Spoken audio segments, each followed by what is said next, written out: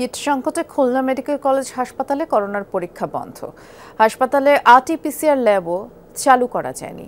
এদিকে ভর্তি রোগীর স্বজনরা হাসপাতাল থেকে ওষুধ না পাওয়া সহ নানান অভিযোগ করছেন। কর্তৃপক্ষ বলছে কিট সংকটের বিষয়টি স্বাস্থ্য অধিদপ্তরে জানানো হয়েছে, আর রোগীদের সেবা নিশ্চিতে প্রস্তুত করা হয়েছে করোনা ইউনিট এবং 10টি আইসিইউ শয্যা। আর এটা ওইটা না, কাপড় ধোয়ার একটাই সলিউশন, চাকা অল-ইন-ওয়ান।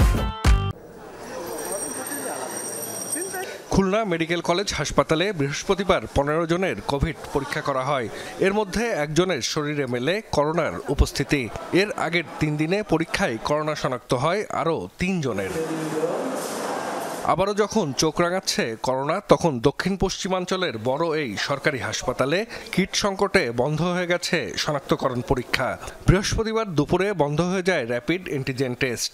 জনবল সংকটে চালু করা যায়নি আরটি-পিসিআর ল্যাবও।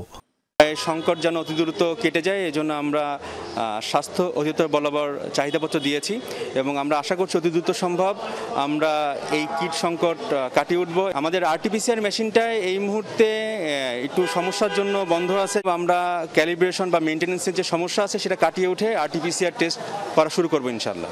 ভর্তি রোগীদের চিকিৎসা সেবা নিয়েও নানা অভিযোগ করেছেন স্বজনরা। গা ব্যথার পরে আমরা ওষুধ খাওয়াইছি গ্রামের ডাক্তার দেখে, তা দেখাইয়া কমে না, তারপরে আমরা সদরে নিয়ে আসছি।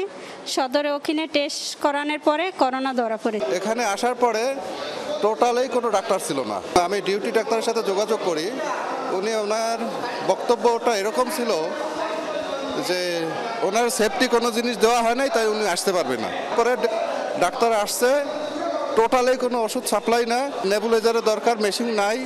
হাসপাতাল কর্তৃপক্ষ বলছে হঠাৎ সংক্রমণ বেড়ে যাওয়ায় সব প্রস্তুতি নেওয়া যায়নি। এ কারণে রোগীদের বাইরে থেকে কিছু পরীক্ষা নিরীক্ষা ও ওষুধ কিনতে হচ্ছে।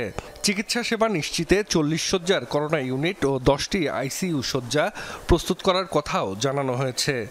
যেহেতু অনেকদিন ধরে করোনা রোগীর চিকিৎসা হয় না, আমাদের যেগুলো ওষুধ আমাদের সরকারি হাসপাতালে সাপ্লাই ছিল অনেকটা এক্সপায়ার্ড হয়ে গেছে।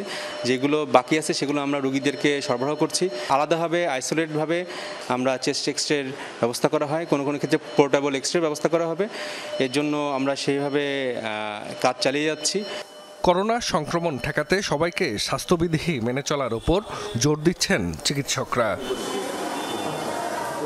জাহিদ হাসান, যমুনা নিউজ।